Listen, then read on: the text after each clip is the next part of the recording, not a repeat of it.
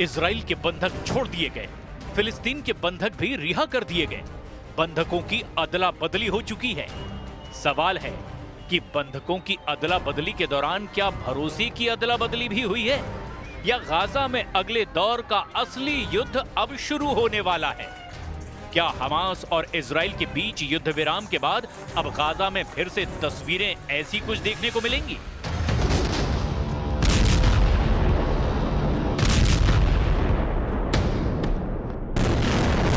जब इजराइल ने गाजा की ईंट से ईंट बजा दी, पूरे गाजा को तहस नहस कर दिया, मिट्टी में मिला दिया, बमबारी में 68,000 लोगों की मौत के बाद क्या अब मौत का आंकड़ा दूसरी स्टेज पर पहुंचकर 1 लाख की तरफ बढ़ने लगेगा?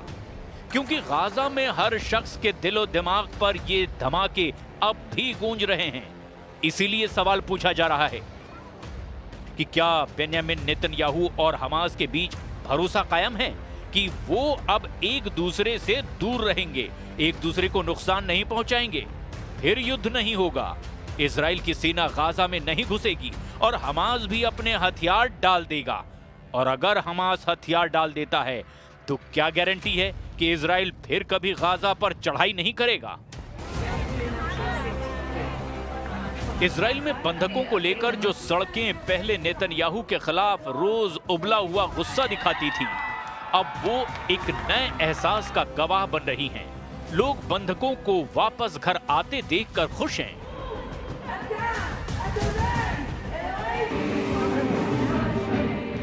We fought for it for a long time. We waited for it for such a long time, and to think about it, we were in the same place 2 years ago with all the stress and all the confusion, and now we can breathe with like full lungs, you know.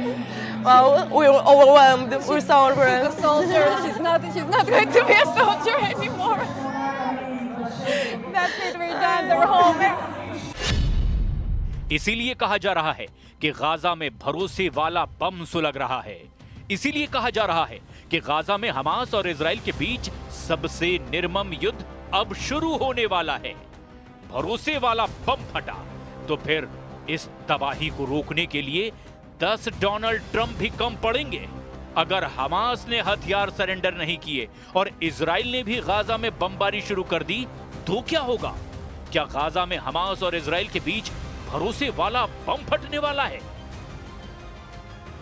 Gaza को लेकर मिस्र में शांति प्रस्ताव को लेकर Hamas पीछे हट गया है। हमास ने कहा कि मिस्र में जो प्रस्ताव दिया गया उसके कई पॉइंट हमास के खिलाफ हैं।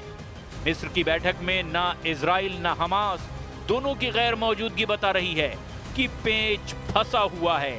इसके बावजूद ट्रंप का इस मीटिंग में आना बता रहा है कि वो युद्ध विराम को लेकर कोई रिस्क नहीं लेना चाहते। ऐसी कोशिश दूसरे फ्रंट पर भी हुई है।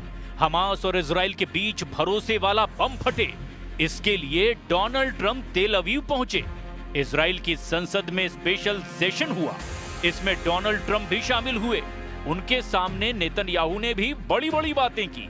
युद्ध खत्म करने के लिए डोनाल्ड ट्रंप की भूमिका के कसीदे पढ़े। लेकिन क्या नेतन्याहू डील के मुताबिक अपने वायदे पर कायम रहेंगे? ये सबसे बड़ा सवाल है। Mr. President, you are committed to this peace. I am committed to this peace. And together, Mr. President, we will achieve this peace. बंधकों की अदला बदली के बीच डोनाल्ड ट्रंप का इजराइल पहुंचना बहुत बड़ा मैसेज है। ट्रंप बताना चाहते हैं कि हमास और इजराइल के बीच अगर जंग रुकी है तो इसकी वजह कोई और नहीं बल्कि वो खुद डोनाल्ड ट्रंप हैं। इसीलिए ट्रंप का ऐसा मौके पर इजराइल आना बता रहा है कि वो पूरे हल्ले के साथ इस युद्ध विराम का साफा अपने सिर बांधना चाहते हैं। लेकिन क्या वो इस बात की गारंटी दे पाएंगे कि हमास पूरी तरह हथियार सरेंडर करेगा और इजराइल अब गाजा की तरफ आंख उठाकर नहीं देखेगा? This is not only the end of a war. This is the end of an age of terror and death and the beginning of the age of faith and hope and of God. It's the start of a grand concord and lasting harmony for Israel and all the nations of what will soon be a truly magnificent region. I believe that so strongly. Donald Trump ने अपने सिर पर युद्ध विराम का सेहरा बांधा है। इसके लिए उन्होंने इजराइल की संसद में बहुत से लोगों को अपनी लाल ब्रांड वाली टोपी पहना दी। इस टोपी पर लिखा है ट्रंप द पीस प्रेसिडेंट, यानी ट्रंप ने अपनी तारीफ खुद करने वाला पैंतरा अपनाया और इजरायली संसद ने इसे हाथों हाथ लिया। If you think we settled 8 wars in 8 months, I'm now including this one, by the way, if that's okay. They may say, well, that was quick, because yesterday I was saying 7, but now I can say 8. The hostages are back. The hostages are back. Donald Trump के भाषण के दौरान हुआ हल्ला बता रहा है कि गाजा डील को लेकर के चीजें सर्वसम्मति से तय नहीं हुई है, कुछ पेच बाकी हैं। इसीलिए कहा जा रहा है कि गाजा का भविष्य हमास और इजराइल की नीयत पर टिका हुआ है। I was kicked out of the Knesset for raising the simplest demand, one of the whole international community agrees on. Recognize the state of Palestine. Recognize the simple truth. There are 2 peoples here and no one is going anywhere. Israel और फिलिस्तीन के बंधकों की अदला बदली से पूरी दुनिया को बहुत उम्मीद बंधी हुई है, लेकिन गाजा का क्रूर सच ये भी है कि यहाँ 2 साल के दौरान दुनिया ने 68,000 लोगों की लाशें देखी है। ऐसे में इजराइल के वायदों पर यकीन करना बहुत मुश्किल है और हमास की जुबान पर भी इजराइल का भरोसा ऐसा है कि वो सुई की नोक पर टिका है। We, the United Kingdom, stand ready to play our full part. In particular, we stand ready in relation to monitoring the ceasefire and decommissioning Hamas capability and weaponry.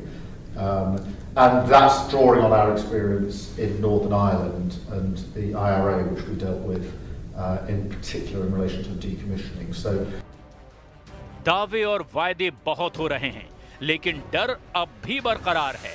डर इस बात का कि अगर इजराइल का ब्लॉकेड गाजा के चारों तरफ रहेगा तो क्या हमास और इजराइल की टक्कर दोबारा नहीं होगी, और अगर ऐसा हुआ तो क्या इजराइल की एयरफोर्स फिर एक्टिव नहीं होगी। 2 साल के दौरान गाजा में इजराइल की बमबारी में 67,869 लोगों की जान चली गई, यानी रोज गाजा में 95 लाशें गिरती रही और पूरी दुनिया होठ सिलकर बैठी रही। गाजा में 2 सालों के युद्ध के दौरान 1 लाख टन बम गिराए गए, कोई बिल्डिंग साबुत नहीं बची। सिर छुपाने के लिए तंबुओं के अलावा अब गाजा के पास कुछ भी नहीं बचा। इसमें कोई शक नहीं कि गाजा पर बमबारी को लेकर पूरी दुनिया की नाराजगी टीवी स्क्रीन पर छाई रही। यूरोप से लेकर अमेरिका तक पब्लिक सबसे ज्यादा सड़कों पर उतरी, लेकिन पश्चिम एशिया में अरब देशों का गुस्सा ठंडा ही रहा। लेकिन जब बात संयुक्त राष्ट्र के मंच पर उठी तो नेतन्याहू और इजराइल के कैंप में हड़कंप मच गया। इसकी एक बड़ी वजह फिलिस्तीन को लेकर न्यूयॉर्क डिक्लेरेशन भी है।